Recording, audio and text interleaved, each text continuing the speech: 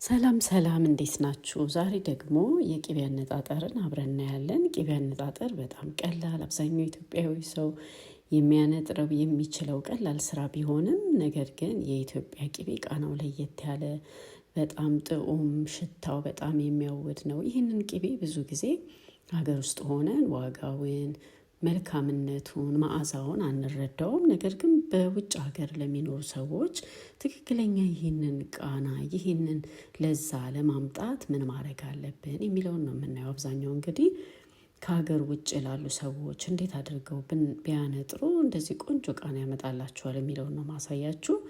አዎ እንደምታዩት እንግዲህ እዚህ ጋር የተጠቀምኩት ማንኛውንም አይነት የምግብ ቅቤ ነው። ሱፐር ማርኬት ውስጥ አውሮፓ ውስጥ ላሉ አልዲ የሚባለው ሱፐር ማርኬት ነው ይሄንን የምጠቀመው። ቅቤ በጣም ቆንጆ ሆኖ አግኝቼዋለሁ። ቆንጆ ነው፣ ቃናውም ጥሩ ነው፣ ሁሉ ነገሩ። እንደገና ቅመም የኢትዮጵያ ቅመም ሲጨመርበትም ትክክለኛ የኢትዮጵያን ቅቤ ይላል ማለት ነው። እና እንደምታዩት ዋናው ነገር ለቅቤ ቅመሙ ነው። ቅመሙን የምናገኝ ከሆነ ቅቤው እንግዲህ የትኛውን ቦታ መስራት እንችላለን ማለት ነው። ይህንን ቅቤ አቀለጥኩት። እንግዲህ ማነጥረው ነገ ነው። ዛሬ ግን አነጥረውና አቀልጠውና በደንብ ከቀለጠ በኋላ በቃ ላይ አስቀምጬ ይህ እንደምታዩት የሚጠለው ከላይ ነጩ ውሃ ነው። እነዚህ ነገሮች ከቅቤው መለየት አለባቸው። ውሃ ካለው ውስጡም ውሃው መለየት አለበት።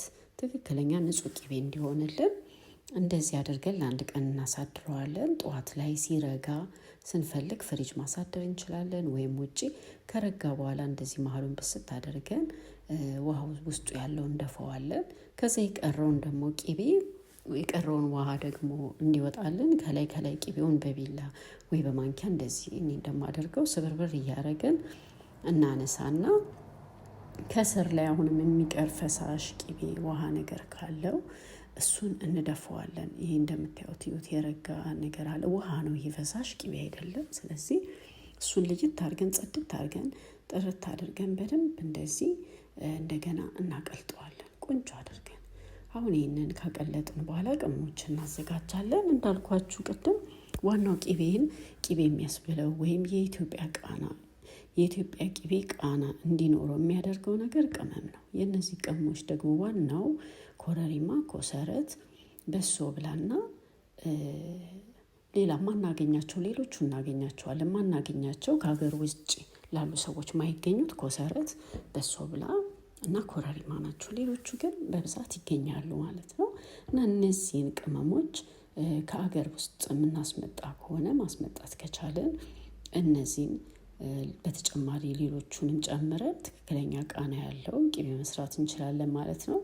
እዚህ ጋር እኔ ሌላ የተጠቀምኩት ምንድን ነው? ይሄ አሁን የምታዩት ጥቁር አዝሙድ፣ ነጭ አዝሙድ በትንሽ አምስት ተደርጎ እየተፈጨ በሶ ብላም ጨምሬበታለሁ። በሶ ብላውንም ፈጭቸዋለሁ፣ ግን አላመስኩትም። ቃና ሽታው በደንብ እንዲቆይ ማለት አላመስኩትም። ሌላው አብሽ ነው። እዚህ ጋር የምታዩት አብሹን ትንሽ አምስት አድርጌ ፈጨሁት።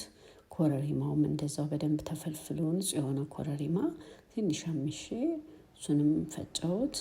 ሌላው ኮሰረቱ ያው እንግዲህ ምንም አይደረግም፣ እሱ አይታመስምም አይፈጭምም። ከዛ እነዚህን እንግዲህ ከቀለጠው ቅቤ ጋር አንድ ላይ ጨምሬ በትንሽ እሳት በጣም ቅንስ ባለ እሳት ላይ አፈለዋለሁ አብሮ በደንብ እንዲዋሃድ።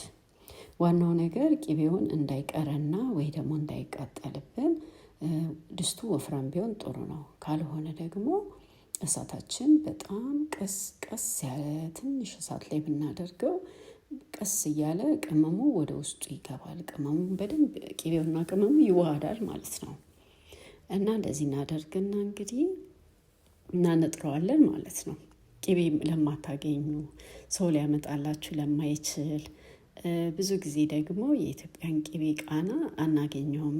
በሌላ ቅቤ ወይ በዘይት ብንጠቀም የኢትዮጵያ ምግብ ቃናው ጥሩ ስለማይሆን ቅመሙን ማስመጣት ከቻላችሁ እንደዚህ አድርጋችሁ ቆንጆ አድርጋችሁ ማንጠር ትችላላችሁ ማለት ነው። እንደምታዩት አደረኩት። ኮሰረቱን ወደ ኋላ ትንሽ ለየት አድርጌዋለሁ። በኋላ ላይ ጨምሯለሁ። እሱንም ትንሽ ቆየት አድርጌ። ዋናው ነገር ግን ምንድን ነው ያልነገርኳችሁ ሌላው እኔ ቅቤ ሳነጥር ሁል ጊዜ አንድ ማንኪያ የኢትዮጵያ ኦሪጂናል ቅቤ ጨምርበታለሁ። እሱ የበለጠ ትክክለኛ የእውነተኛ የኢትዮጵያ ቅቤ እንዲሆን ያደርገዋል ማለት ነው ቃናውን። ስለዚህ ሁል ጊዜ 1 ማንኪያ ቅቤ ያልተቀላቀለ የኢትዮጵያ ቅቤ 1 ማንኪያ ብትጨምሩበት ቅቤያችሁ በትክክል ቆንጆ ቅቤ ይሆናል። እና እንደዚህ ያደረኩትና መጨረሻ ልጨርስ ስል ግን 1 ሻይ ማንኪያ ኮረሪማ የተፈጨ ጨምርበታለሁ። እሱ ደግሞ ምን ያደርገዋል? ፍሬሽ እንዲሆን ያደርገዋል ቅቤውን። ኮረሪማው በፊት የገባው ብዙ አይሰማም። አሁን ግን የጨመርኩት በቃ ወዲያው መጨረሻ ላይ የገባ ስለሆነ በደንብ ይሸታል እና ደስ የሚል የኮረሪማ ሽታ አለው። አሁን እዚህ ጋር አጠለዋለሁ። መጀመሪያ በሰፋፊ ማጠለያ አጠለዋለሁኝ። የማጠለውን ደግሞ አልደፋውም። ሌላ እቃ ላይ አድርጌ በደንብ ጭምቅ እስኪል ድረስ አጠለዋለሁ። እንደገና ደግሞ እዚህ ጋር ሌላ እቃ ላይ ቀይሬ በደቃቅ ማጥለያ አጠለልኩት። ጽድት ብሎ ንጹህ ቅቤ እስከሚሆን ድረስ ማጥለያ እየቀያየርኩ በደንብ አድርጌ አጠለዋለሁ።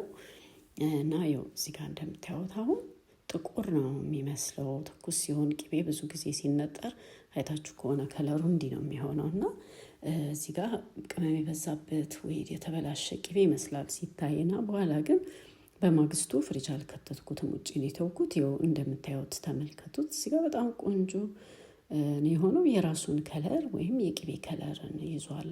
እና በማንኪያ ደግሞ አምጥቼ እዚህ ጋር አውጥቼ ያሳያችኋለሁ እንዴት እንደሚመስል። አሁን ይሁት እንግዲህ በጣም ሙሉ በሙሉ አልረጋም፣ ግን ፍሪጅ ውስጥ ስላልገባ ነው። አሁን ተመልከቱት እንዴት እንደሆነ። በጣም ነው የሚያምረው። በጣም ሽታው በቃ ምንም እዚህ የተነጠረ ቅቤ አይመስልም። የኢትዮጵያ ቅቤ ነው የሚመስለው። ሽታው፣ ቃናው፣ ከለሩ ራሱ ሁሉ ነገሩ በጣም በቃ ቆንጆና ምርጥ ቅቤ ነው የሆነው። እንግዲህ ለዛሬ የወላችሁ ያቀረብኩላችሁ ይሄን ነበር። ሞክሩት።